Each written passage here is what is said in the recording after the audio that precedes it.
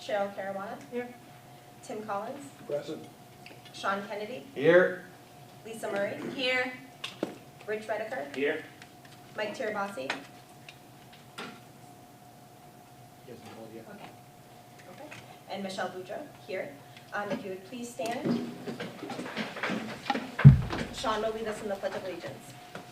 I pledge allegiance to the flag of the United States of America and to the republic for which it stands, one nation under God, indivisible, with liberty and justice for all. Thank you. So just a reminder, make sure when you speak, just to make sure to press the push button and make sure your green light is on when speaking. So you can turn it off when you're not. No, now it's good. Okay, so we will begin with new business. So we'll begin with the student handbook. Oh, that's Lisa.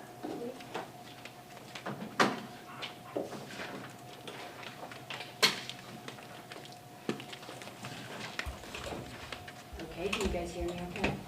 Is it working? So spoiled by our new system. Good evening, everyone. Tonight I will present the updates to the 2024-2025 Handbook for Students and Families. As Superintendent Provost shared in his email earlier today, some of the updates reflect language changes that were made to the underlying district policies during the past school year. Other changes are made to align with changes issued by state and federal programs. Other updates are made on an annual basis to match the school calendar for the new year. We've also made some changes to streamline the handbook by incorporating content by reference rather than duplicating things in the handbook. Linking the information in the handbook provides us with more flexibility to make adjustments when necessary. So the next thing I'll do is just go through each of the revisions that you were provided with, just to give you a little bit of information why the change was made. The first, and I apologize that the revisions aren't, the pages aren't numbered, so we'll just go through. The first one is the informal classroom and school visitation section has been replaced with a link to school committee policies. Number 2 is the requirements for school entrance language has been updated to match the school committee policy. Students who will be 5 years of age before September 1st of the school year in which they wish to enroll will be eligible for kindergarten. Number 3 is just the link for COVID guidelines, and that's been updated for the new year. The grading periods for the 2024-2025 school year document has been updated. The Hampton-Wilbraham Regional School District approved wellness policy has been linked in the handbook. The language regarding the previous policy has been removed. Next, the smoking and tobacco-free policy has been updated to include the following: vaporizer devices, nicotine, and nicotine pouches. And you will notice that this update is listed twice in the document. It's not an error, it's just has to be updated twice within the handbook in different sections. Cafeteria services has been updated with information regarding free and reduced meals applications. So although meals are free for all students, families may want to fill out a free and reduced meals application to qualify for fee waivers. The application will be available on the district website or by contacting food service office. What fees are they getting waived?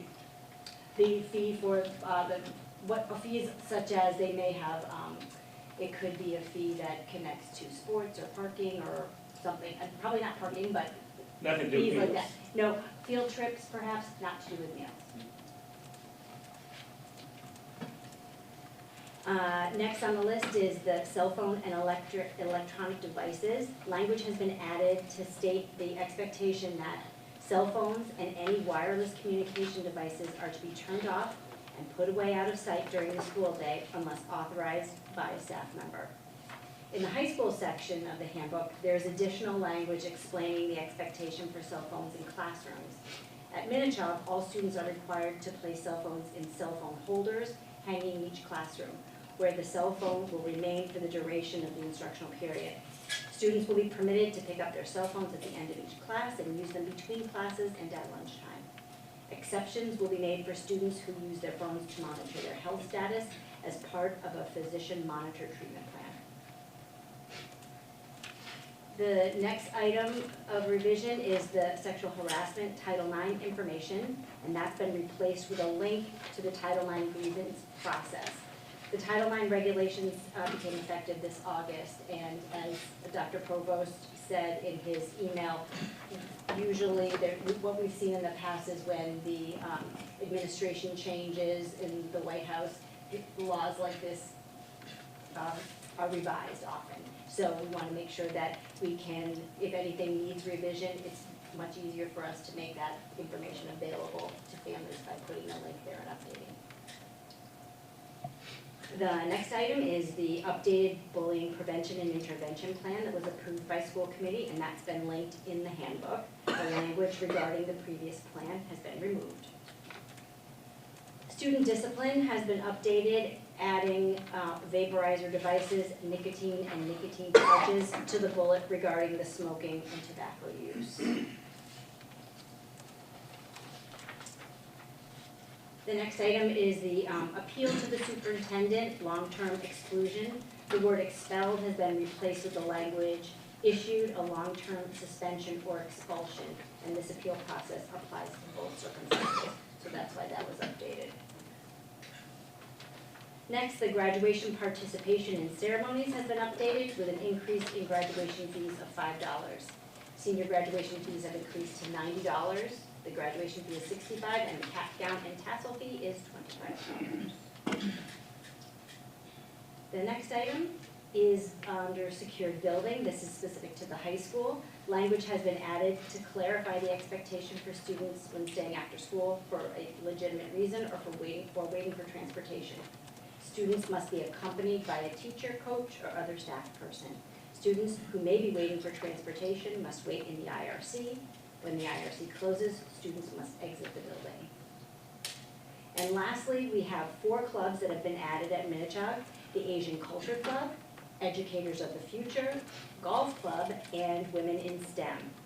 At this time, 1 club has been eliminated, that's the Yoga Club. And those are the updates to this year's handbook. I make a motion to accept the changes to the student handbook as presented tonight. Second. Are there any questions or discussion?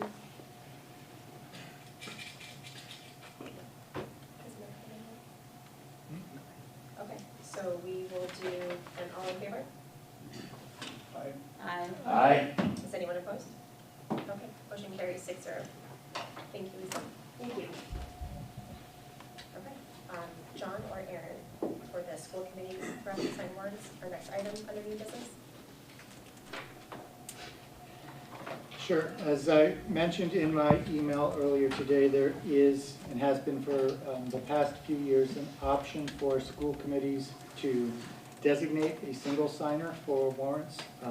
That's to basically streamline the process and not do it on an every other week basis, but do it as sort of a more continuous process. And that one, I think I'll just go to the next one because the two are kind of connected to each other. Another option that's been discussed is digitally signing warrants, which is another way to streamline the process. Aaron has been doing some research into methods for effectuating an electronic signature. I think the plan at this point, if you chose that, would be to basically use the same process that's used to sign IEPs electronically, and basically use the same system that Student Services has in place for the IEPs. If I may make a quick point of order here. Can you turn your microphone on? Oh, yeah. As a quick point of order, I just tried to send Michael Terbasi a message to say, is he calling in or whatever, and I do have a dead zone in this library, so he might be trying to call in, and, you know, does anyone on the committee actually have service? Because, John, I think you probably don't have service in here, and I don't think, I just remember having meetings in here in the past. Like a half a bar. Yeah, Yeah, this is a dead zone. right. So is there any telephone in here we could call him on, just for his participation? Not mine. I mean, there's no Those are Wi-Fi. school telephone. There's Wi-Fi. And you can get Wi-Fi calling them works, if somebody has Wi-Fi. I was never able to connect to the Wi-Fi. PWB guest if you know the password. I think it's the same as the, I don't wanna say it. I think I've done that before. Oh, Christine, you're here. I was just looking at the. Right. I'm sorry for that, I just thought that was important. I have a telephone here. Telephone, so we got a telephone? See if you can call out? I could. Yes, you can. I'm just wondering how we're going to hear. You can relay all the messages, Aaron. You can just, you know, we'll give you a microphone. You We can got just let a us know what to say. microphone over there. I could put a, yeah, I could put a microphone by it. There's gotta be another phone here. Well, he could potentially email as well, and if he's having difficulty logging into the message. Do you know how to get it? Why not?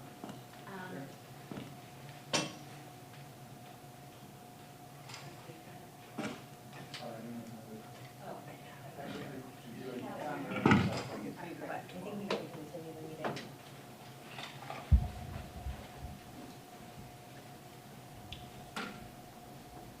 Does anyone have any questions or comments for John? Yeah, About a either of digital, the- yeah, digital signatures is basically the same way as we're doing it right now, except you do it. I like the idea of, the warrants having someone be a signatory to it, and if, something is out of whack or something like that, they can always bring it up to the full committee. I know a lot of us pay attention to the different warrants, but it's at such a high level that we don't have the exact detail of what exactly, is being spent, we know how much is coming out of what account. So, I think this would help Aaron and his team by having one representative. The difference between using DocuSign to sign the warrants, so what happens is, we don't see the warrants in advance of the meeting, so when everyone comes in, everyone's coming in at various times, and it's, most people are sitting down, we're doing the meeting, and then people are leaving, and then our job is to quickly pass the binder, and people are signing, but they're not necessarily taking the time to read because you don't have the time.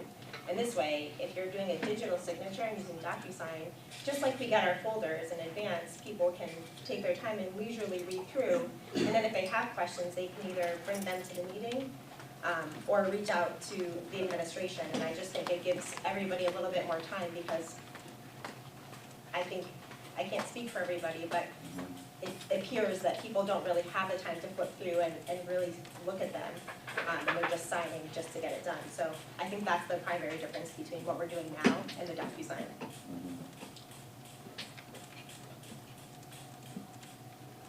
I personally just like the idea of having a representative do it. Or whatever you guys want to do. What do you think? I do DocuSign for LPVEC and I read through it. And can go back and read through it if I need to look at it again, so I'm cool with that. Just so you know, this is not a vote, this is just a discussion on the Yeah. options that are being presented. to You're us. saying one person could use DocuSign also, not all of us. Yes, but this way with having the warrants, Can you everybody's hear us? able to take a look at Okay, the yeah, I warrants have, where it, because those of you with were the calling representatives, a Samsung. are they reporting every week, are they going through, do they have a list of questions that Wait they're, a minute. so. Is there a possibility we could do a Sean, hybrid? has an hand too. Actually, email us the documents. So I'm giving We you could to, read it. I'm handing One you John. person, if we go with one person, we could then communicate with that person the questions that we have before the meeting actually happens, so. So are you saying that we assign a representative, but then that person is not authorized to sign until we then vote on No, the I think he warrants? said, one person who signs the warrants, but we all get it so we can read it.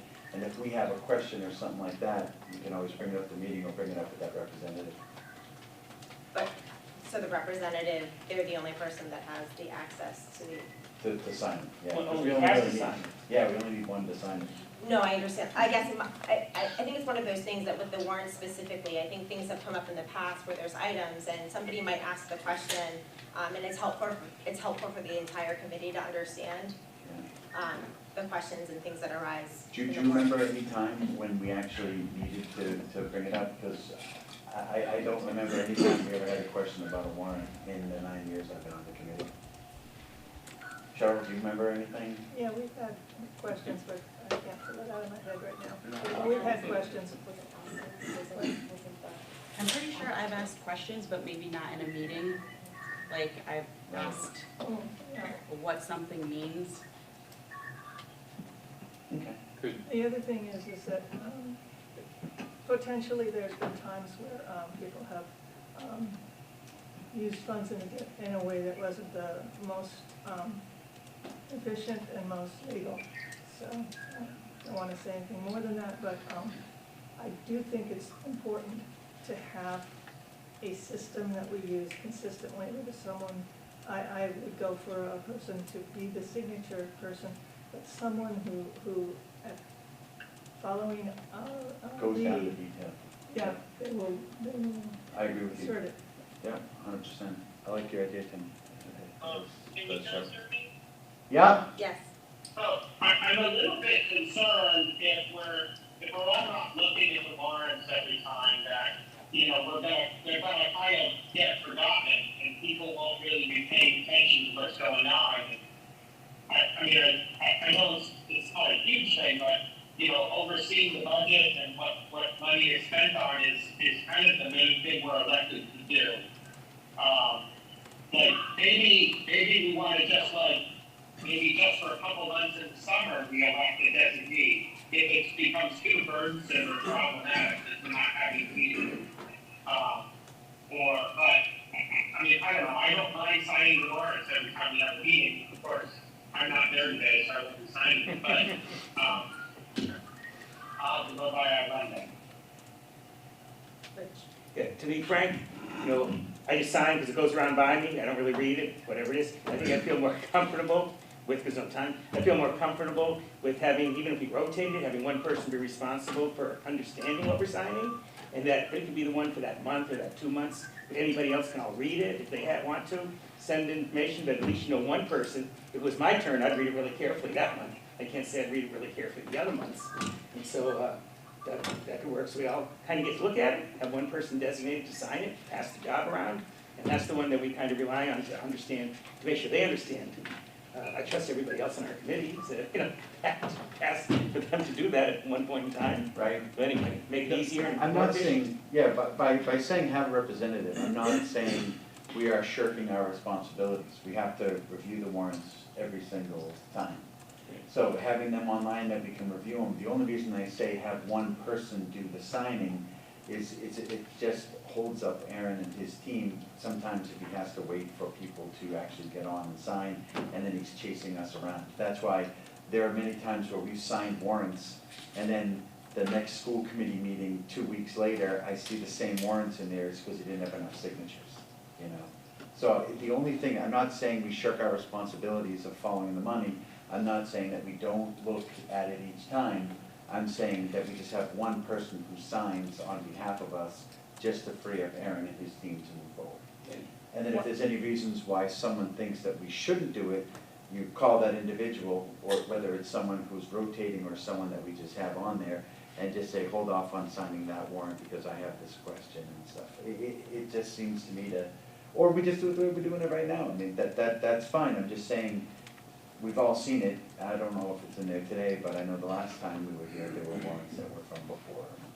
Yeah, that's all. When I was on the LPVAC Corporation, we would sign the warrants electronically, and what was nice is that it makes it, the process more efficient, so Aaron didn't have to wait the 2 weeks and his team asking for people, because regardless of whether it was in the summer, once the next person who is in line signs it, it automatically gets sent, so it's not any more legwork for anybody. But I just thought it was it's a nice option. It gives everybody the time to be able to read, understand, ask questions if necessary, but it also eliminates having to carry this binder around, printing the paper, and it's done electronically, it's efficient, and then when everything's signed, it goes to whoever it needs to go to, because they're notified, so. I'm 100% for everything electronic, least amount of paper possible, but I just said one additional thing is, as we rotate, one person's responsible for really understanding it, and everybody else can, pitch in, but because I don't think everybody here, when you go smudge at it, when you go sign, pass it around. So that would be an improvement, to at least know that one person is looking at it really carefully. I like Tim's hybrid first. Mike, go ahead. Michelle, I really like your suggestion of it being electronic and sent to us in our emails, and then you can look at it and click it, and if people don't want to look at it, then we can just click it, I guess, but, I really love that suggestion.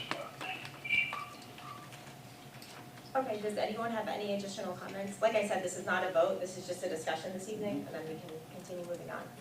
The only thing that would concern me is if I have a question and I ask it electronically, the rest of the group is not privy to my question and the explanation, and I think it's a good way for us to be educated. So I wouldn't want, if there was one person signing, I wouldn't want them signing until it was, we had the opportunity with us together to ask a question. Everybody would hear the same explanation. I think it would lift us up in our knowledge. Yes. In response to that, I would pose a question which I don't know the answer to. Maybe Aaron knows the answer to it. I wonder if it could work like the consent agenda, where if someone wanted to remove an item for discussion, that item could be set aside and brought to the next meeting, and the rest could be signed. Is that possible? Yeah, I mean, I think if we had something, we could hold it. I'd have to look into that. You know, my initial thought was, if you're comfortable with it, I can work with Josh to get us set up and maybe try a test run, right? We could do something that's not really a warrant, but just send it out, see how that goes, see if you're comfortable with it, then try a warrant with it. We could keep it paper and electronic for the time being in case there's any issues, and then go from there, right? And so keep it as it is, and then, once we're ready to kind of lean into, if that's the case, the single signer, then you could all move to the single signer, right? But the hybrid's fine, it's not a problem. I'm not sure, like, leaping into both items immediately is the right thing. If you jump into one and then the other, that would be fine. And Tim, just another piece to what you were asking. I know that in the past on other subcommittees, when I know the administration has received questions from the committee, oftentimes one of them or whoever will send an email to the committee and say that a question was posed by the committee and provides a response, so everybody has the same information, which is really helpful. So then that doesn't, there won't be that lag time if we're doing the electronic signatures. But they are good about making sure that we have they're disseminated information to the entire committee without us having to have an open meeting violation by sending an email and replying all. Okay, so we will continue moving on to old business. So it's the discussion and possible vote to provide the Hampden Board of Select with a revised proposed lease amendment. John? Sure. So as I had mentioned, both in my email today and my email of 2 days ago, we did receive a draft lease modification from representatives of Hampden. We shared that proposal with legal counsel for the school committee and have received a response. Since that is a privileged response, I'm really not able to say more about that unless the school committee votes to waive the privilege, and we would discuss it now and or share that proposed counteroffer to the Hampden Select Board. I make a motion to waive whatever we need to waive, so we can discuss it now. Perfect. Is there a second? Second. Second. Okay, so, so we will do, is there any questions or discussion before we vote? Okay, so we'll do, Yes, what exactly does waiving entail in terms of this? It means that the confidential legal advice that you received would become part of the public domain. And are there two sets of lawyers, and they're just, I believe Hampden coordinated with legal counsel, but I'm not 100% sure. Okay. Okay, so, So the question, John, is there an option to send, to revise these amendments to the Hampton Board of Selectmen without making it public? No. Okay. Cheryl, were you done? yes. Tim? I was wondering, could we go into executive session, which is privileged, and have the discussion? Would that accomplish what we're looking for? It's a ruling of the chair, but I'm not sure that this would fall into any of the exceptions to open meeting. It's legal advice. But it's not about a lawsuit, it's just legal advice. I don't think this qualifies for executive session. And we don't have executive session on the agenda as well. Okay, so we will do roll call vote. Cheryl? Aye. Tim? I'll abstain. Sean? Aye. Lisa? I, Rich? This is to waive the confidentiality. Correct. Mike? Sure, I believe it. Yeah. And myself, aye. So motion carries 6-0 to 1. Okay, all right, so we will discuss. Mhm. So, sure. So, in the email that was shared to you by Attorney Sweeney's office, there are proposed markup to the lease, the proposed lease amendment that was received from Hamden. The rationale for all of the changes is outlined in a marginal commentary that I'm not sure came through to everybody, but is basically my sort of overall reading of that would be to preserve the possibility to reoccupy the building if we should get to a situation where it was necessary to reoccupy the building because families from Hamden wanted to have their children educated in Hamden and could not fit at Green Meadows. I think that's essentially what these modifications are all about.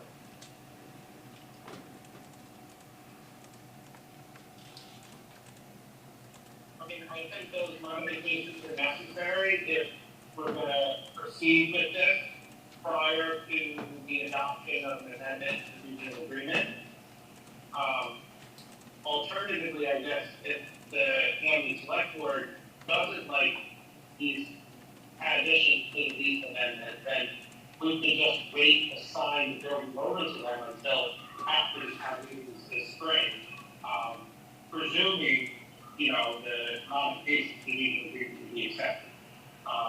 Making us formally regionalize fifth grade and offensive.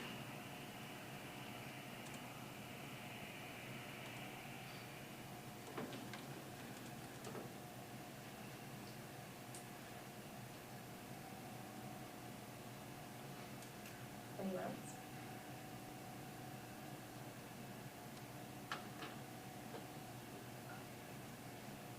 I like the idea of keeping our options open.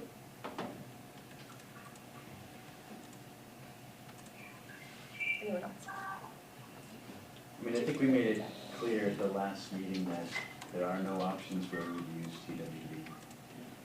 You know, in any of the plans that we have or would consider. I was a proponent of keeping TWB open, but then you gotta look at the cost of what it costs to open, and that Hamden wants it back, and the goodwill that we could potentially foster here. So, and then the fact that really there is no, and I was reviewing them again the other day, there really is no option that I think that we would ever use this school for educational purposes again. And by the way, I believe that Hamden has said we could keep the pantry here, and they've been very, very open to whatever we need. You know, they'd be more than willing to help us because they have the space. So, again, you know, I think they're all being true to heart here, and I think that we should as well, and there really is no viable interest for the district in this building. I agree with Sean. I know that the last meeting, we kind of all together voted to return it in June of 25. And the cost that we're, enduring to keep it open, just like Sean said, who knows how many years down the road, who knows, maybe by then we'll be building a new middle school someplace, as opposed to spending $1 zillion to get this thing ready to hold kids. So they have a need for it now, we don't have a need for it now, so I'm sure future arrangements can be negotiated, so I kind of follow Sean. So, Go ahead.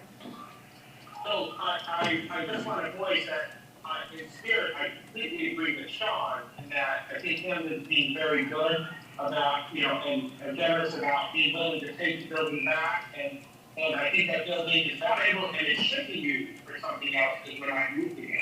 But with that, until the regional agreement's been modified, we could find ourselves in a very difficult position. If all the Hamden parents, middle school Hamden parents, decided that they wanted to force their kids to be educated in Hamden, only half of those kids will fit in Green Meadow. And then, we can't set up tents outside of Green Meadow, so we would be, we would be in a very challenging position. I don't think that's gonna happen, it's very unlikely. I think that people have really embraced the regional middle school, and it's been tough. I think there's been a lot of benefits for the kids, not all of which were appreciated before the change was made. Which is, and perhaps we should all, and the building is not going to be vacated until June anyway, right? Construction is going to continue until June, or occupation, or something like that, which will be after the town meeting.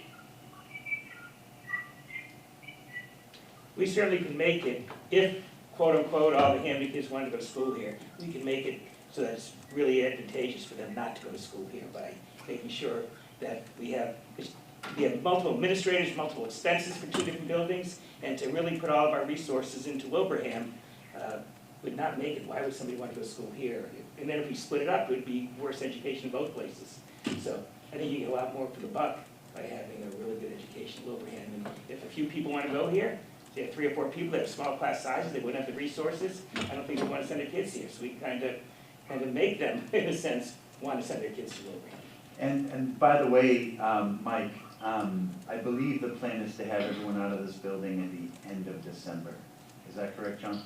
Yes. So the building will be, for all intents and purposes, empty in January. So, empty of people, of students, of student people. And then, there would be the transfer of desks and overhead projectors, stuff like that, So. Tim, did you have something? Yeah. I'm new to this situation with 2 financial groups deciding what we're doing. But it's my understanding the town meeting is the end-all and be-all. And the town meeting voted for the current agreement. And I'm uncomfortable with us as a body violating that agreement. Could you explain a little more, please? The town meeting voted to have a middle school, K-8 kids stay in Hamden. Right. Oh, you're saying under the only, okay, the present agreement is what you're talking about. That was voted on and approved and we by are the doing that. Hamden town meeting and the Wilbraham town meeting. And that's what we're doing. That's what we're doing. They are educated. We have a middle school at, You're not hearing me. okay. They voted to have their kids have the option to stay in town Right. after the town meeting. Yes. At our town meeting, we voted for it too. Now, we didn't change that agreement. What we're doing is changing the agreement without the permission from the town meeting. And is the town meeting the final say in things like this or not? That's Okay, my question. how are we, just so I understand, how are we changing the agreement so that the middle school kids can't be educated in this town? Because that's what the agreement says, that students K through Mhm. 8 Yeah, would be educated in their respective towns. Right, And if we there's get two rid of- exceptions, I understand that, I read the agreement. But by us giving this building up, we're eliminating the possibility of having Hamden kids being educated in a middle school in Hamden. no, we are not. We are eliminating the middle school children from being educated in this building by giving it back to Hamden. But presently, we have middle school children being educated in Hamden over at at Wilbraham Middle and over at, no, there's Middle. nobody there now? There are no middle school Right. students Being being educated in educated in this Hamden. building. This is, right, in this building specifically. In this building.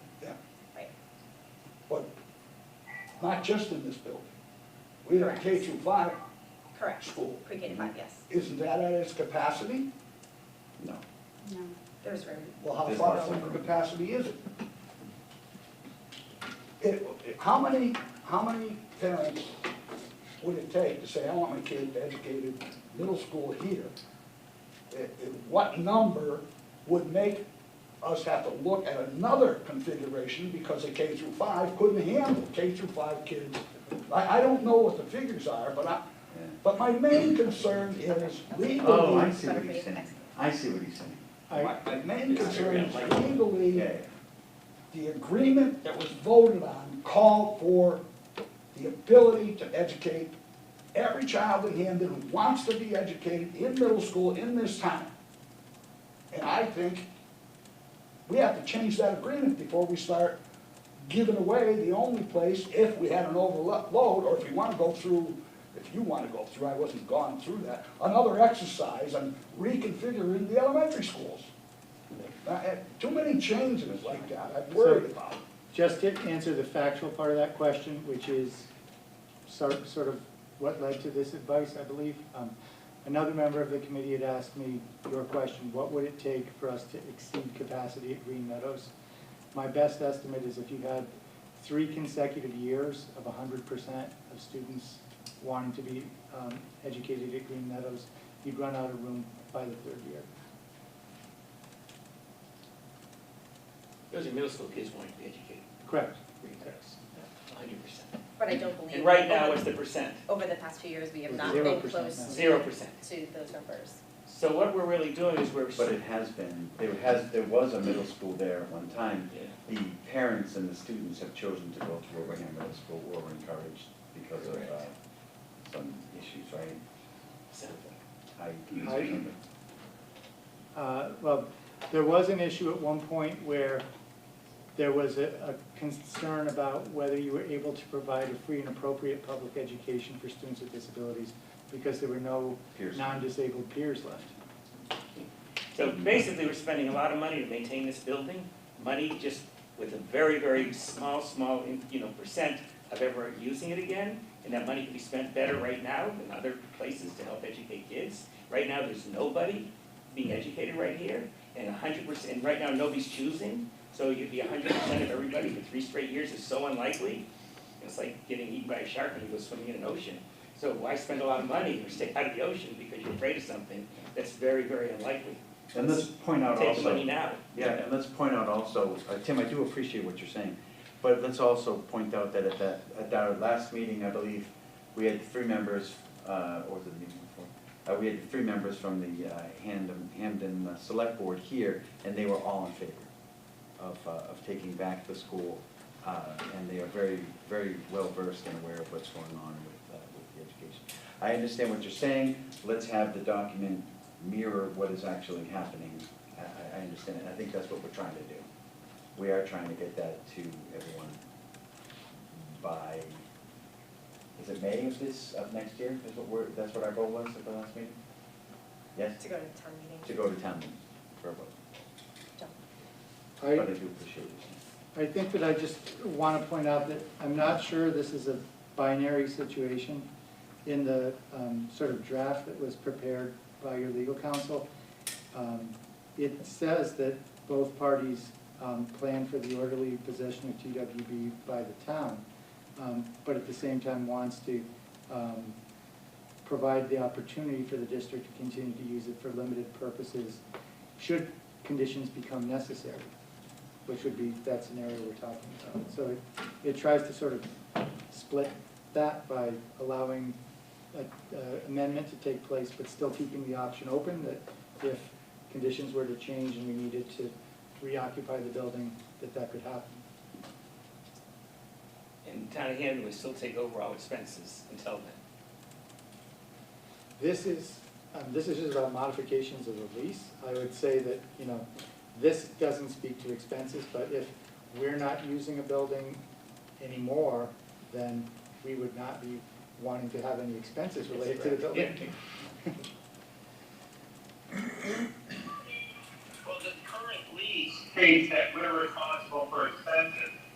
So the modification to the lease should release us from that, correct? Yes, in June of 2025. I mean, I think what the council is proposing is very reasonable, and then if the Hampton Board of Selectmen don't, really aren't comfortable with that, then we can discuss going ahead without it being included if that's what they want. So would our next steps be sending this over to the town administrator, Board of Select, and have them review it and obtain counsel if necessary, and then we can reconvene and discuss? Does that sound okay with everyone? Sure, are we also sharing this with the town of Wilbraham? I just think it might be smart just to share with them. Are you asking like simultaneously, or can we give it to the town of Camden first? Give it to the town of Hamden, but then eventually we're pulling Wilbraham into this before we move forward on this, just so that they're. Yeah, you've waived the privilege, so everyone can look at it. It's public. Oh, they do. Welcome. I will entertain Mr. Davenport. I brought my tape measure to measure for the curtains.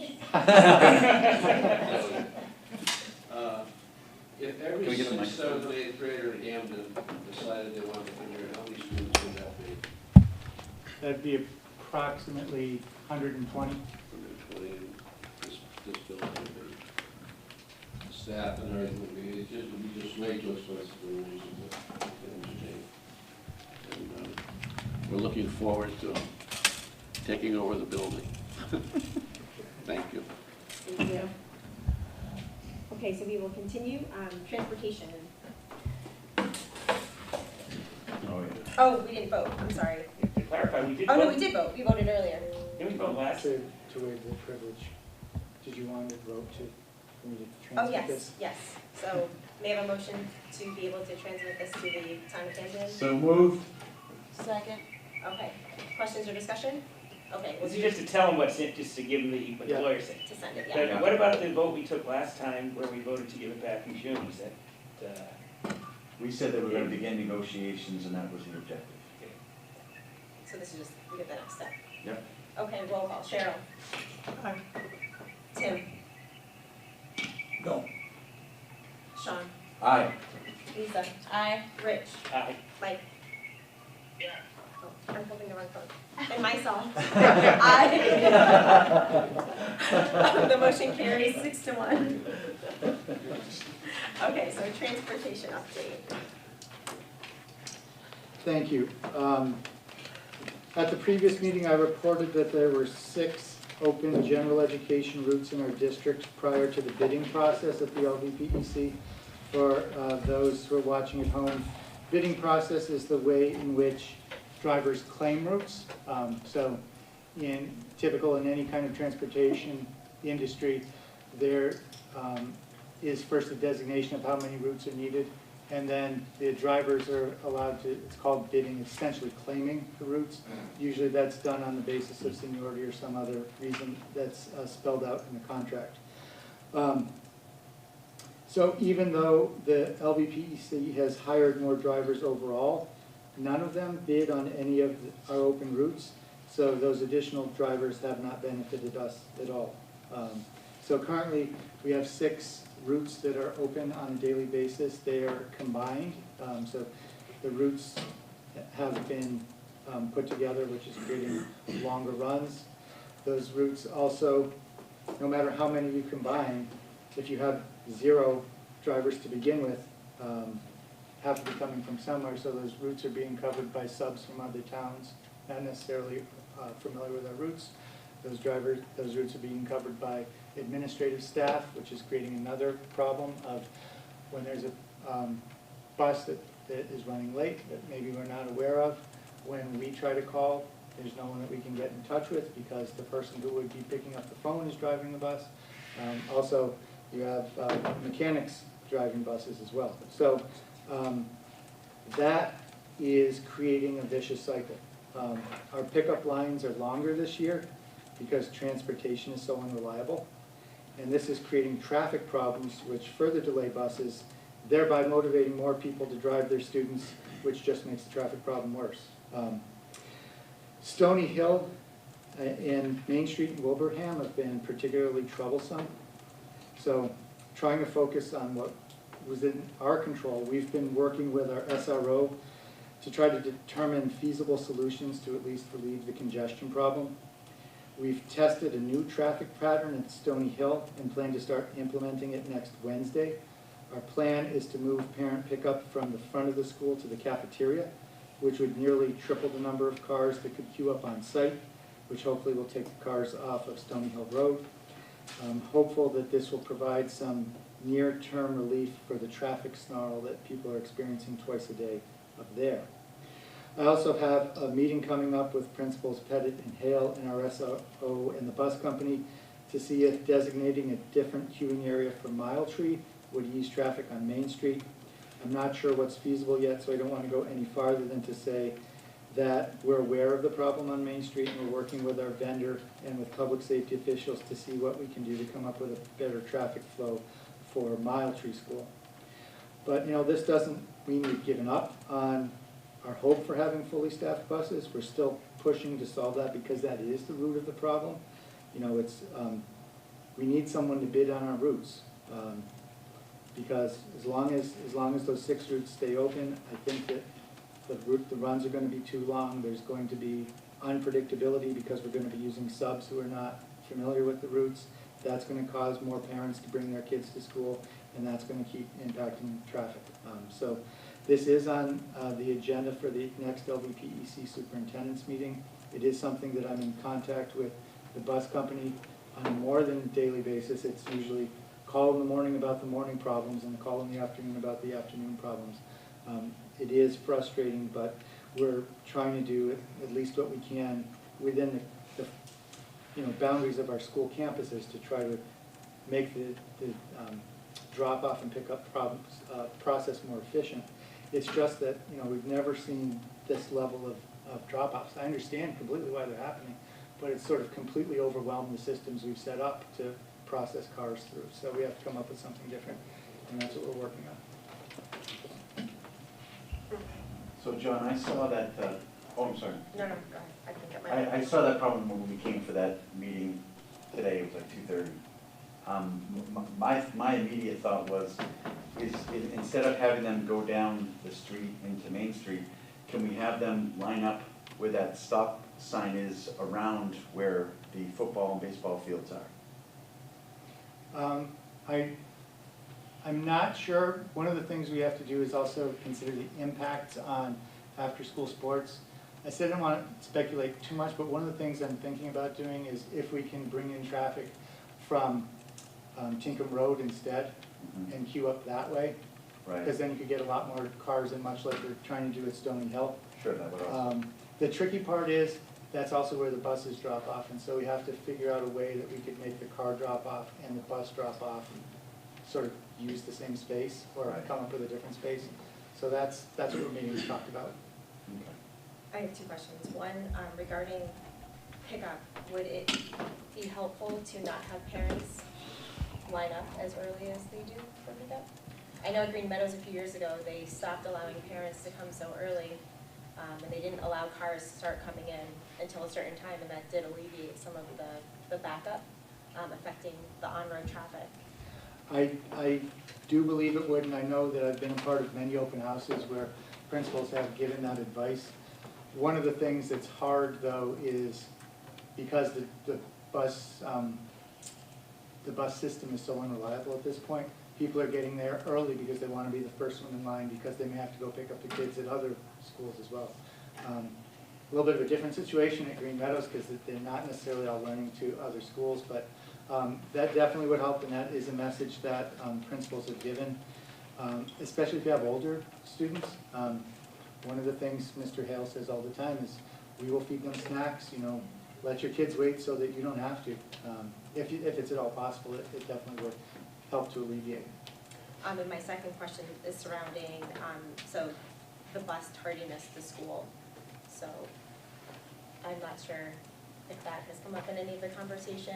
Is there any thoughts as what we can do to not have students still on buses after school begins, because then they're starting the day, behind? There have been, they're all related to the core issue of the uncovered routes. We're combining routes so that at least kids can be picked up, but when you combine that, means the routes are longer than they were designed to be, which means we have some where kids are not getting to school on time. One of the things we've tried to do is rotate the routes that are hit. There are, I believe, 33 regular education routes in our district, and so I've asked the bus company to try to move that around as much as possible so that it's not the same kids being impacted all the time. I know that one route that's been particularly hard to move out because of the way it's designed is Route 32 in Hamden. So that one, I think, I have heard a lot about that. I know at the beginning of the year it was getting to school quite late. I was at an open house last night and heard some conversations between teachers and parents about Route 32, saying that it's getting closer, but it's not getting there on time yet. So that is a continuing issue. Thank you. Who is the contract with? It's with LVPEC. And when it was put out to bid, they were expected to have these buses that they don't have, and drivers that they don't have. So Are they not meeting their obligations under the contract we signed with them, is my question. So I would say they're not meeting the obligations, but I would also point out that what you have in all of the member districts is a unique situation because the LVPEC is a corporation that's owned by the 7 member districts. It's not something that's bid competitively.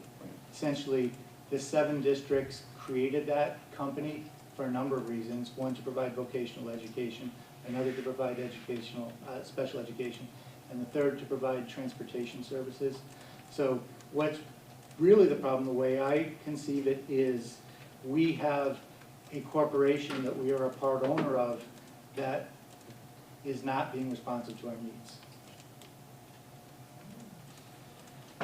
So, again, I'm trying to throw out an idea, and I'm not sure sort of legality or whatever, but if they're not attracting the bus drivers, is this something that we could do where the district would hire some drivers, train them through Lower Pioneer Valley Educational Collaborative, Lower Pioneer Valley, they would maintain the vehicles and everything, and then our people would go and do that as a way of, maybe we can make some better offerings or something like that, but just as a way of, yeah. I personally think that is an excellent idea. It's something that I proposed specifically around the athletic transportation, because one of the reasons we have impacts in the afternoon is we're not only doing the regular school transportation, but we're doing athletic transportation as well. And one of the reasons why our athletic budget has been coming in high is because we've had to hire out buses because the LVPEC couldn't cover the routes. So my suggestion was that we train coaches who are willing to drive the bus to get the license, and then they could be an employee of the bus, of the LVPEC for the purpose of transportation, and our employee for the purpose of coaching. I can tell you that the legal counsel for both the LVPEC and the district thought that was an ethically bad idea, because when anything goes wrong, it's going to be unclear who owns that employee and is responsible for their behavior. Unless it's defined beforehand. I'm just gonna say, I tried many different ways of sort of cutting the pie to try to create this hybrid employee, but those who understand the law, that's not a good idea. What if we were to, understanding what you said, and I don't want to drag this out, but what if we were to offer some kind of bonus from the school district to those people who pick up those routes? So what I would say to that is, it is a collectively bargained situation. So I'm not sure that the district could offer something that interferes with the collective bargaining agreement between the LVPEC and their drivers. I think it would be potentially grievable. Have we considered litigation against Lower Pioneer Valley Educational Collaborative for not meeting the expectations? That's all right. What we have considered, and this is something that I do have a meeting with the executive director coming up for, is, well, there's two things. One is that when services aren't rendered, that becomes essentially a surplus for the collaborative, which then has to come back to us in the form of a dividend. Mm-hmm. In the discussion that we just had about the LVPEC budget, you'll remember we had this discussion of the, I think it was $230,000 dividend. Part of that dividend came from money that essentially we were owed for services not rendered. So that's the way it comes back. I do have a meeting coming up, as I was about to say, with the executive director for anything they can do to make us whole for personnel costs, unexpected personnel costs we're experiencing because of this, because we have one bus at the middle school that is arriving on time, but at the end of the day is 50 minutes late every day. So they're rotating that bus around, so it's a different bus each day. But the one thing they can't rotate around is our staff that we need to keep on campus in order to supervise the kids. So I am seeing if we can get some kind of financial relief for that. But, I mean, at the end of the day, it's not about whatever savings or whatever rebates we're getting, it's about getting our kids to school. And Agreed. you have parents that are trying to get to work, they can't get to work. You have, it's a big mess. I happened to be at a funeral last Thursday when I got the message that my son's, I was out in Middleton, Mass, and I got a message that my son's bus was going to be 50 minutes late, and then he calls me, can you come pick us up? And I'm like, any other day I could, but 3 hours away, so, 2 hours away. So,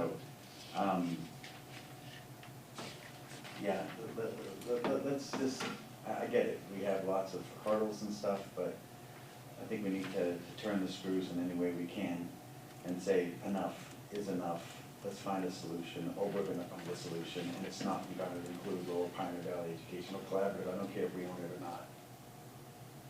I'm just gonna add this, that it's not just LPVEC that has a bus driver shortage, so the whole state has a bus driver shortage. So when we're comparing to like who Springfield does their busing with and the other ones that are somewhere near us, they have driver shortages right now too. So we have to entice people to want to drive buses. Mm-hmm. You have to be a U.S. citizen to drive a bus for school? Because there's lots of immigrants. Because we need immigrants. I don't know the answer to that question. All I know is that you have to have the license. I don't know what's You get required to obtain the licenses. license. Needs DOT, isn't this a, you need a special license to drive a school bus, Yeah. not Yeah, you a. get a special license, it's still drive. DOT. You know, they're not necessarily U.S. citizens, you know, I used with JFS, and immigrants are coming over all the time. Afghans and people that are very qualified drivers. I would like to think that everything that we're coming up with and on this table has already been batted around or. Immigrants don't see ads. The question is whether Lower Pioneer Valley is actually, you know, reached out to the immigrant community, you know, in their language, as opposed to just whatever way they advertise to get somebody. You know, that's an excellent point. I have helped with a lot of the recruiting campaigns that the LVPEC has done for bus drivers, but I think they've all been in English. So one of my next suggestions I could bring back is to, you know, try to make that a much more fulsome multilingual campaign. Okay, so the HWRSD, they process it and have help with that, but they get jobs pretty easy. They're restaurants or hotels. Again, these are people that can't speak English, but they can be very talented. They could have been military drivers over in Afghanistan or someplace. Met some of them, so I mean, they're very qualified to do things, and they just might not know English yet. They're not a U.S. citizen. Yeah, wasn't there talk of the National Guard that they would be able to drive the buses?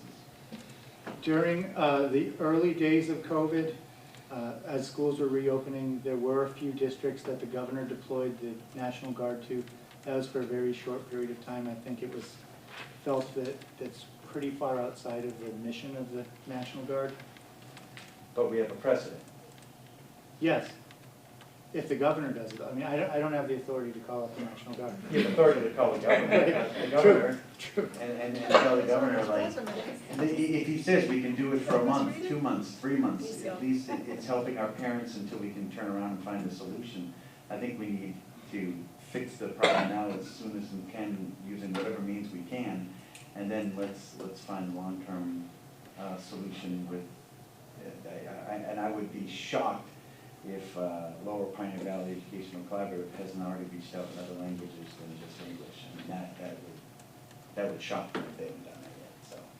But I mean, maybe we need them to come here and talk to us about it, or, I mean. I think we have to come up with other campaigns on how to advertise, to find bus drivers. So the last few campaigns haven't, I don't know. Like, Well, yes, radio commercials, I don't listen to the radio. Yes, you had a billboard, I didn't see those billboards. So like, obviously I can say this when I go to my meeting too, but it needs to be better ideas that people, maybe Alvin can do a TikTok. Do they make more money than working in a restaurant? I have no idea. You gotta compete with whatever. Those kind of jobs are available. Can we go to a private company for those 6 routes?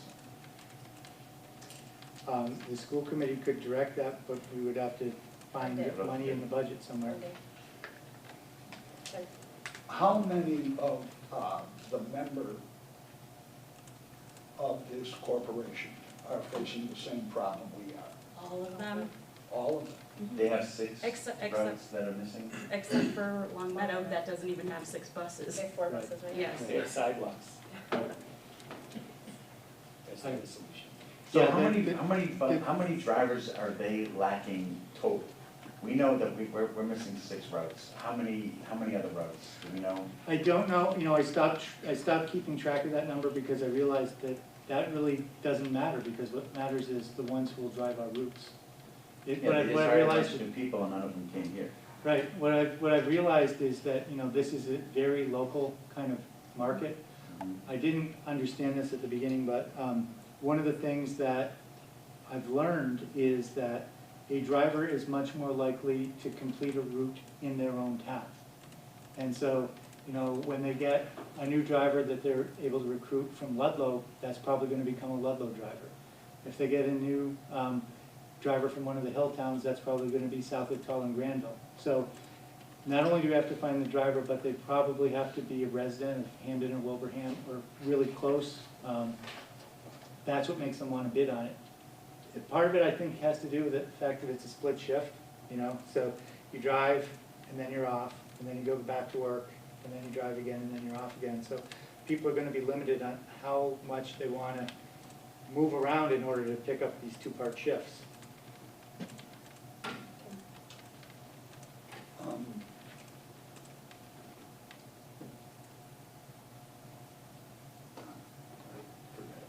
Okay. Time to move on. This is, yes, I was gonna say, so this will be clearly on our next agenda ongoing, and we'll wait for to hear any updates that you have. So we will continue with the mold update, I think in the middle. So, So it's actually part and parcel to my report. So if you actually go to my memo on the monthly financial report, so we'll kind of dovetail into this. So you'll see that we've dedicated a new line to dealing with the mold remediation issue. That way we have everything all in one place. All of our expenses are in one place.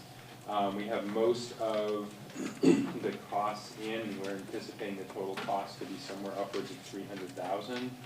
So we did over $50,000 in testing, I believe $53,000 in testing. We are awaiting the invoices from Restore 24, but that's anticipated to be around $225,000. And then we have additional costs related to replacing equipment, cleaning, replacement of supplies, things like that. We do have 2 separate claims out right now. So we have a property claim that was initially rejected. We're appealing that rejection. And our broker is working with them right now to do that. We met with our boiler and machinery folks last week remotely. That was Dave Rogers, Mike Messier, and I. We weren't sure the cost when we first submitted that claim. So it went to the lowest level person. That person had authorization for up to $100,000. So she had to escalate that claim to the next level. We're waiting to hear back from that next level. We anticipate that will involve some sort of walkthrough. They're going to look to kind of walk through the areas that were impacted, look at some of the equipment failures that may have led to the mold situation, and go from there. So we're hopeful somewhere we will get something from insurance. It's a challenging situation. We do have, I think as we talk through, we do have some places we can go to for the towns. We have some money in our facilities, rental revolving account that if we need to dip into, we could do that for. It's pretty typical that you can do some building updates and repairs and things like that at that account. So that would be kind of the appropriate place to kind of look for some funds to help offset that. But I'm still, knock on wood, hopeful that, through either the appeals process or going to the boiler and machinery company, insurance company, that we'll get something.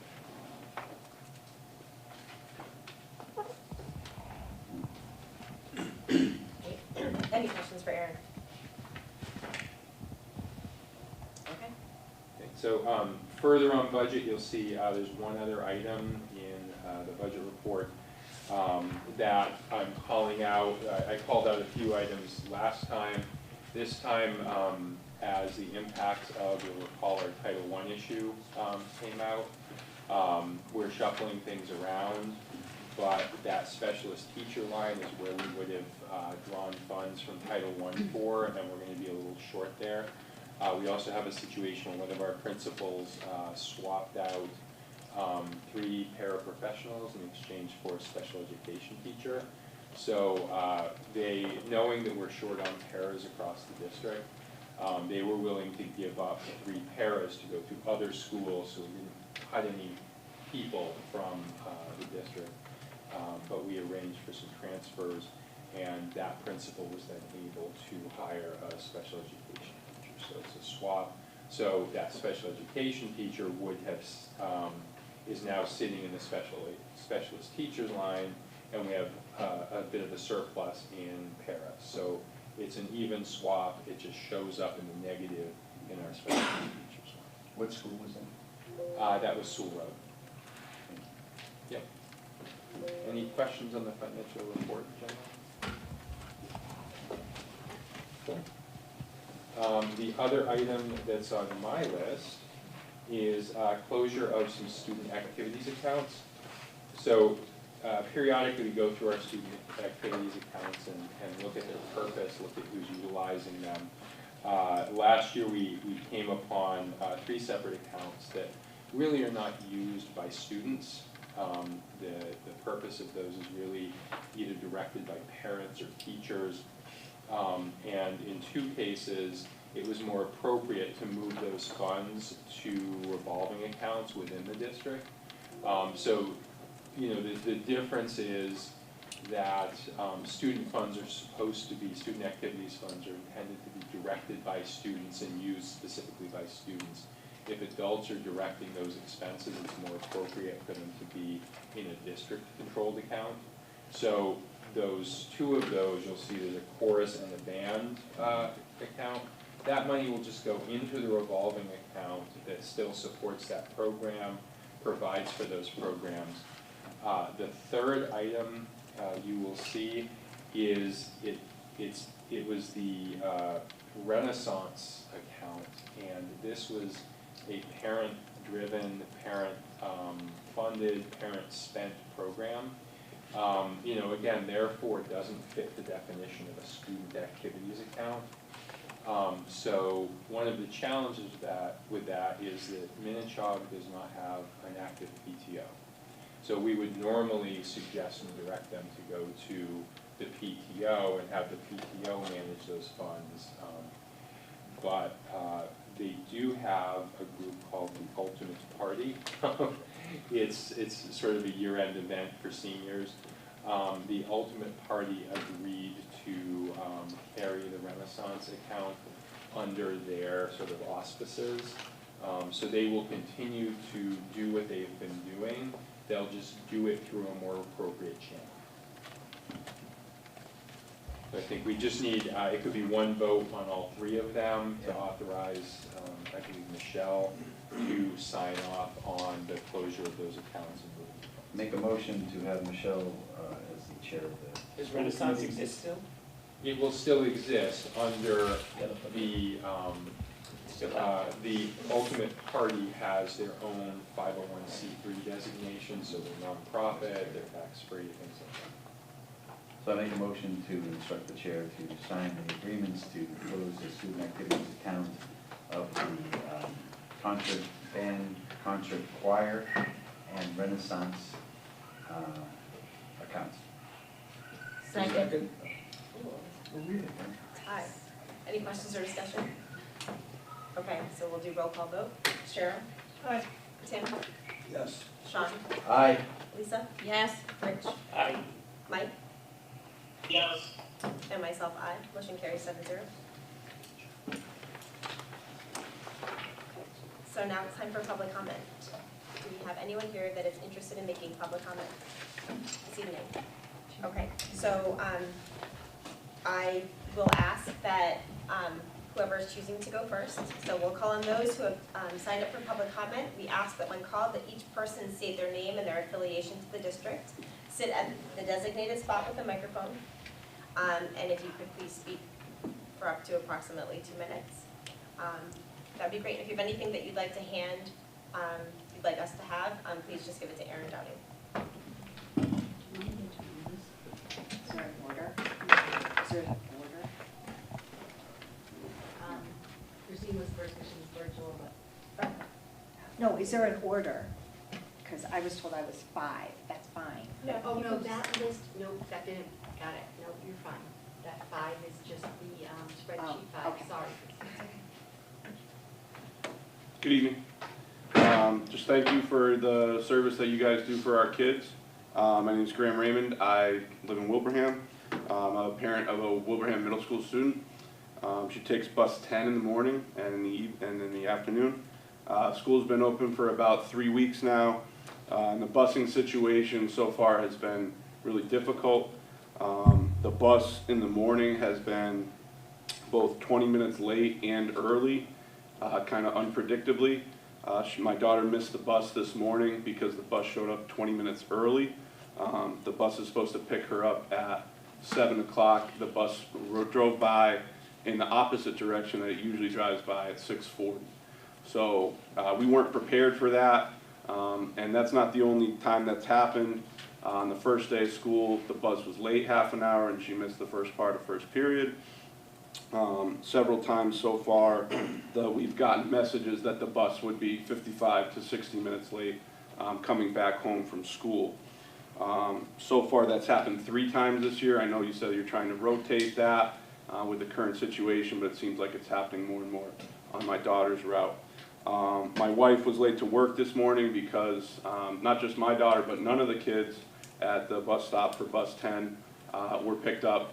We tried to call the bus company. The bus company did not really give us a good response other than, well, the bus driver already drove by. Well, all the kids at the bus stop missed the bus. It wasn't just her.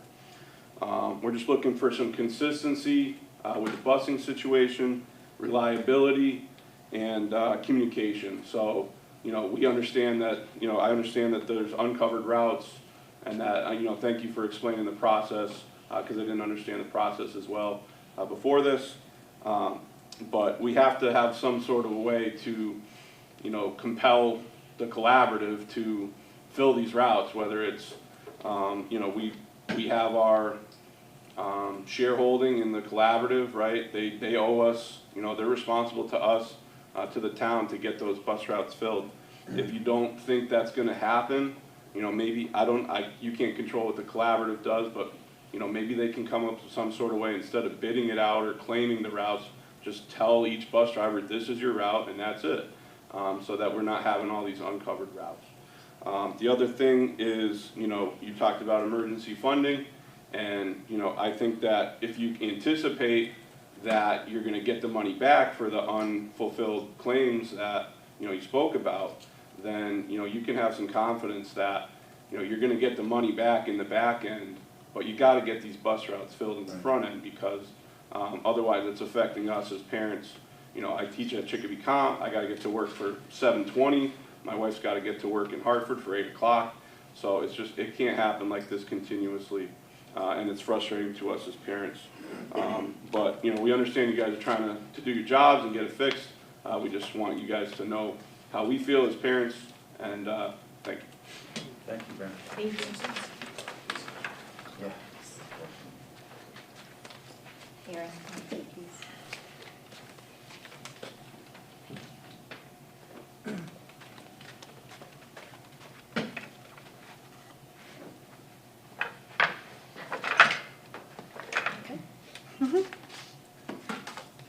Good evening.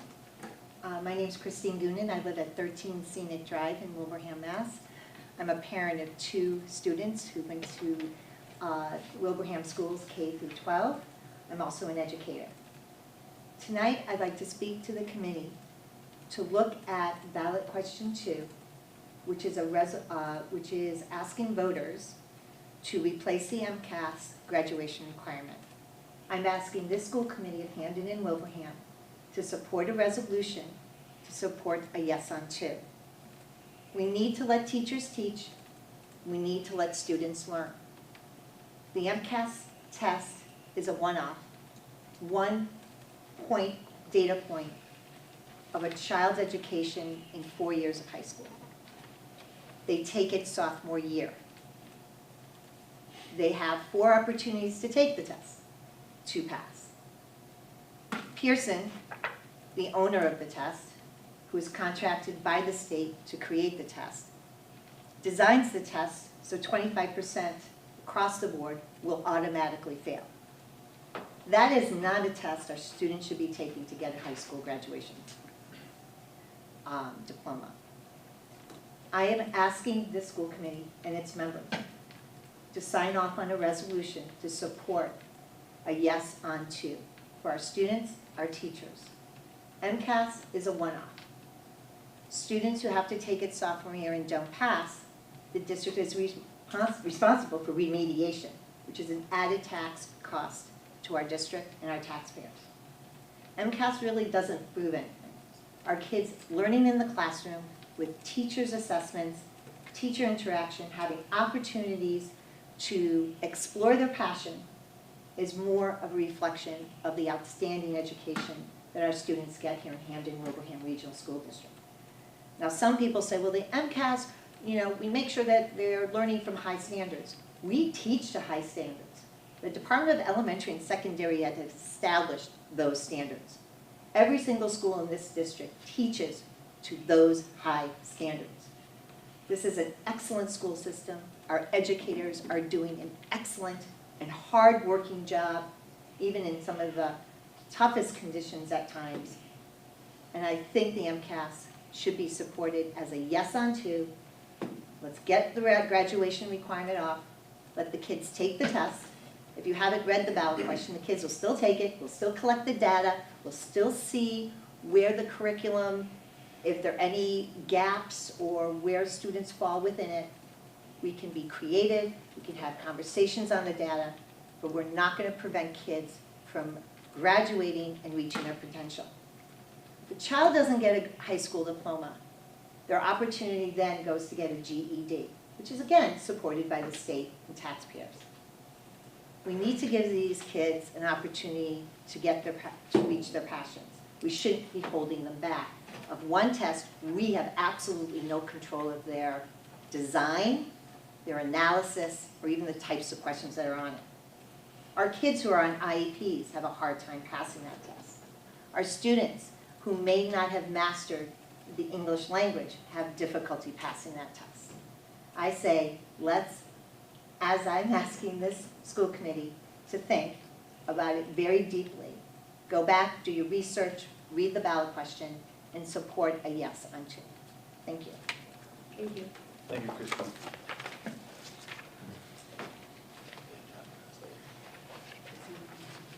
No, it's on for future agenda.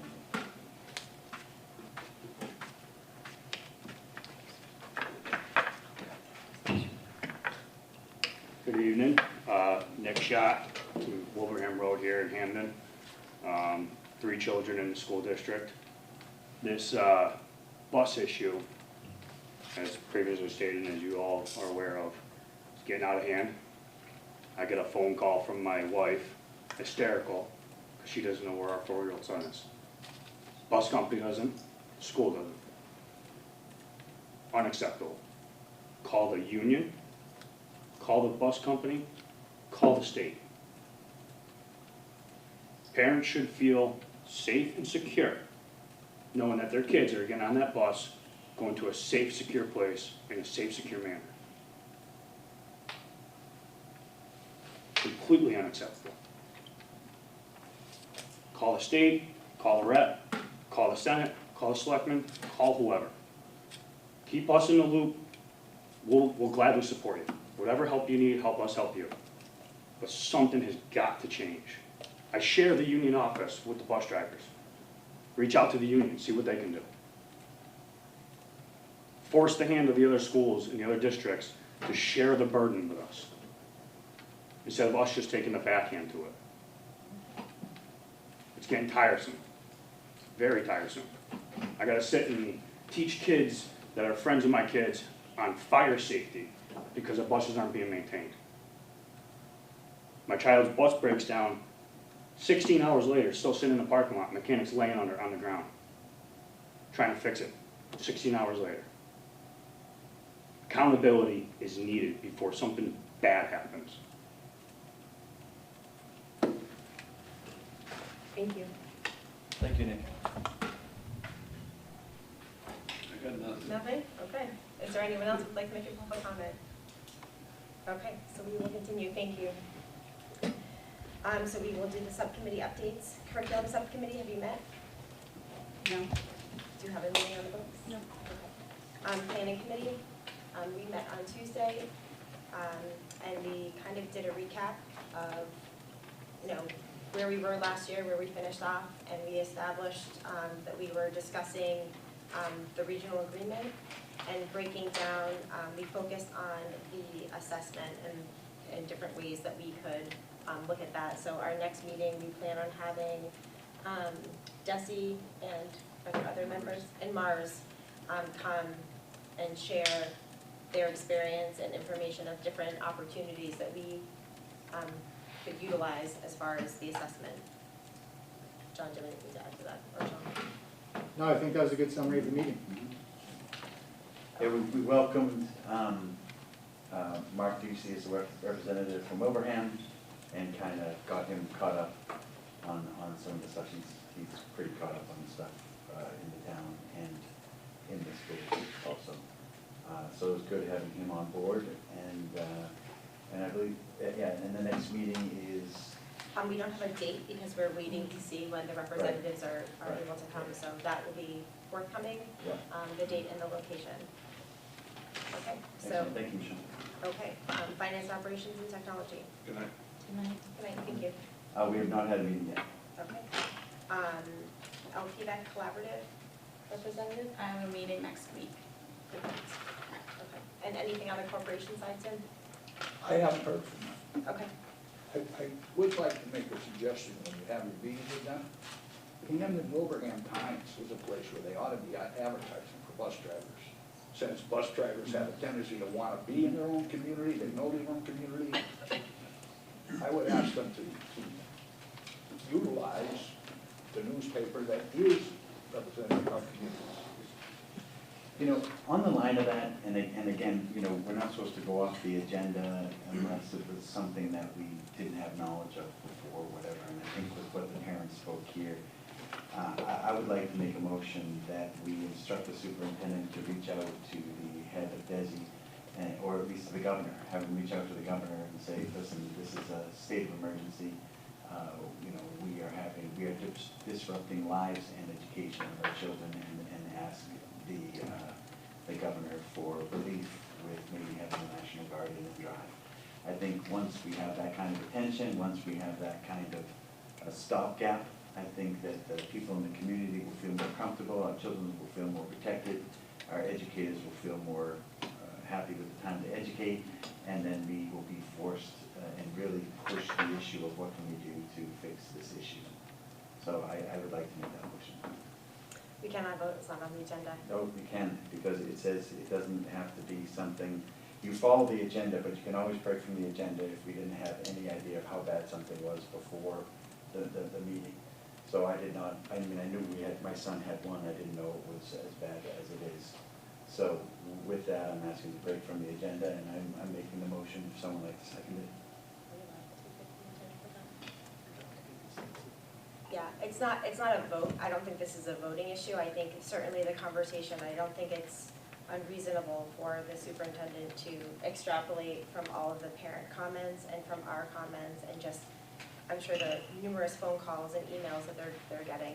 And I think that based on what you just said, I don't think that this is a voting thing, but we can certainly have consensus as to whether or not, you know, we would like to pursue this further. And John did just hear your words, so it's not, I don't think, you know, it's. Yeah, I mean, one thing I could ask as superintendent is if the sense of the committee that you'd like a gubernatorial communication about this. Yes, I think, let's not dance around it anymore. We can't dance around it. This has been years in the making. Let's get this fixed. Okay. Let's get attention and let's start making noise. I have no second, so. It's important for us. I'll second it. Oh, It doesn't need a second, it's just sense of the We're committee. not voting. Okay, Yeah. well, I would also say that, let's not ignore Angelo Pupolo, who represents us, and Jake Oliveri, who represents us, and make them aware of the dire situation, the dangerous, as we heard from parents, situation for children. You know, how would any of them feel if their 4-year-old was missing for an hour or two and no one in the school, no one in the bus company could tell them where their child was? I mean, this is serious. I take to heart what these people are saying, and I think we need to push every elected representative that is responsible for this community to help get some relief for this situation. And So with we that, I would we have a also, motion and a second. I don't know. as the chair, we are not voting on this. I think we can certainly agree amongst the committee between the 6 of us and Mike. I don't know if you're still on the line, whether or not you have additional comments, but I believe that we are able to share this information with the superintendent. Isn't the bus app? The other point I was going to make is not only can we do something as school committee members, well, we can reach out as a school committee and that can be impactful, but it can also be very impactful for each member, community member, every parent to reach out to our representatives, because all of the voices, like together, will be very loud. It's impactful, it matters. it's more than just us. We're all affected by it, anybody, everyone in the community. So I would, share that information that, write letters, call, stop by their offices. We're able to do that as individuals as well. Doesn't our bus app help you find kids? How do you lose a kid with the bus app? So The bus app does. Not everyone is enrolled in the bus app. Another thing that can come up though is the bus app is tied to the bus. So if the bus is swapped, like due to a mechanical issue, then you won't be able to track your child. And also, my son has the bus app, my wife has the bus app. I'm not able to be on the bus app because I guess he only has 2 licenses. We should fix those kind of limitations. Use the same username and password. Yes. Oh, okay. So they should still be able to fix the limitations. That's just off software limitations. And the same with if they knew, I would think if the bus app should be important enough that if you change buses, that the app, the tracker goes into the new bus. I think that should be essential. Otherwise, the app's useless. And on the protest, I do want to say that we did have a motion and the motion was seconded. And as the chair, I'm exercising the right that I had already stated that we were not voting.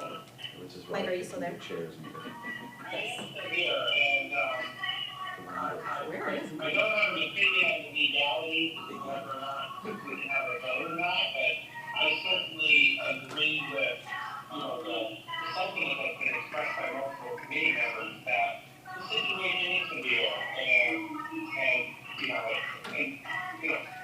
is it in our rights to request a meeting with the governor to sit down? If a couple of members of the committee are willing to take some time off to work during the day, go to Boston, is it within our rights to request a meeting with the governor? As, elected, members of the school committee to express our concerns and the challenges that are going on and deal with it. And we can include Glow and Olivera, in the conversation, certainly. But the situation is serious, and obviously, it's not enough money. Money incentivizes people to do work, right? So the bus driver is not enough of them that probably we're not paying it off, right? And money comes from the state for that, really. And we need their help.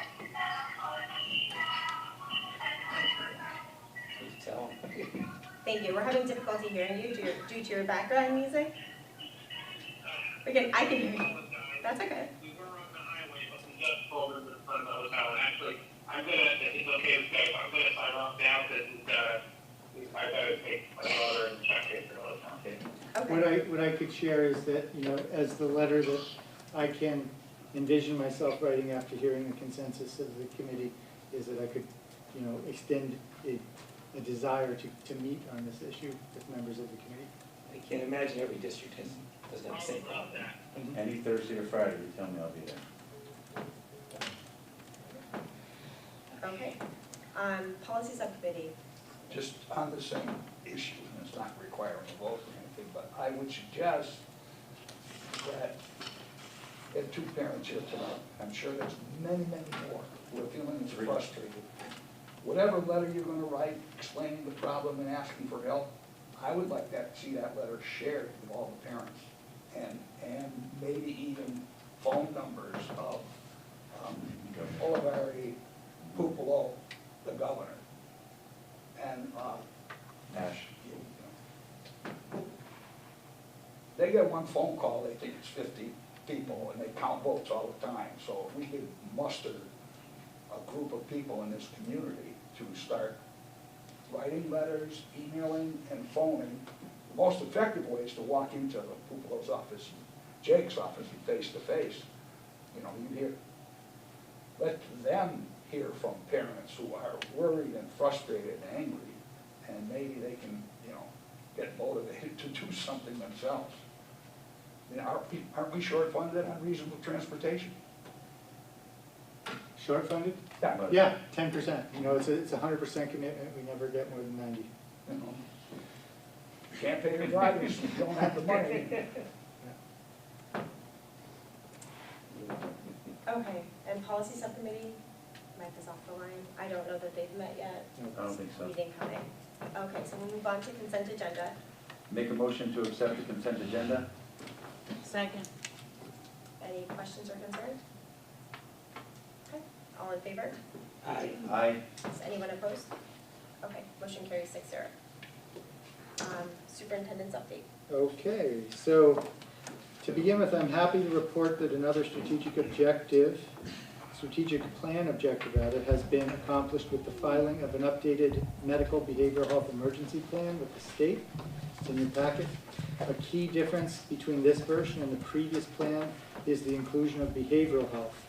The underlying statute, MGL 69-8A, was amended in 2022 to specify that emergency response plans must address behavioral health medical emergencies as well as medical emergencies, and must include protocols for informing parents and guardians and reporting to DESE when the schools contact police, EMTs, or other non-behavioral personnel to respond to a behavioral health crisis. The state issued guidance on the new requirements in June of 2023 and held training for district personnel during the last school year. I'd like to thank Jen Kuhalski for attending those training sessions and for developing this revised plan for the district. As you can see, the plan is very comprehensive and detailed, and Jen can certainly speak to it with greater authority than I can. She could not be here tonight, but she'll be at the next meeting to discuss the major changes with you and answer any questions you may have. If there's anything you'd like her to pay special attention to in her report, please let me know, and I'll pass that along to her. Next, moving to administrative searches. In your packet, you have a draft communication to the community regarding the process for hiring a new associate superintendent for finance, operations, and human resources and Stony Hill principal. Also, an updated posting. You'll notice that the date was left blank because we're waiting for some things to be finalized. My anticipation is that this may be able to go out tomorrow. And the posting can go out tomorrow as well. Since we're now at the end of the week, it may just adjust the timeline a little bit. One thing that I'll mention as a part of this is the assistant superintendent for finance, operations, and human resources, as you can see from the timeline, is a position for which the school committee has appointing authority, much like the director of student services. So my anticipation would be to follow a similar process that we followed with Josh, where I lead a screening committee to narrow down the field of candidates and bring finalists to you. As part of that, I would request that one member of the school committee be part of that screening team. I think it would make sense for a member of the finance and operations subcommittee if someone from that subcommittee wanted to do it, although it doesn't necessarily have to be. So if you are interested, please let me know. I'm interested, especially for the principal of Stony Hill as well. That search will be led by Lisa, and I know that Lisa also wants to have a school committee member for her screening committee. The difference on that is that I'm the appointing authority, so that group would be bringing finalists to me. So we will get started with that process in the very near future. I'm just going to say there's a lot of things happening right now. I'm a little bit anxious about the number of things that need to be done in the upcoming month. I shared with the planning committee that the Part A planning application for Innovation Career Pathway is due at the end of October. The application hasn't been put out yet. There is a sort of similar Word version of it that's available online that we're going to begin working on immediately. But ultimately, it's all going to have to go into CHAMPS and hasn't been placed on CHAMPS as of this date. So that is going to take a lot of time.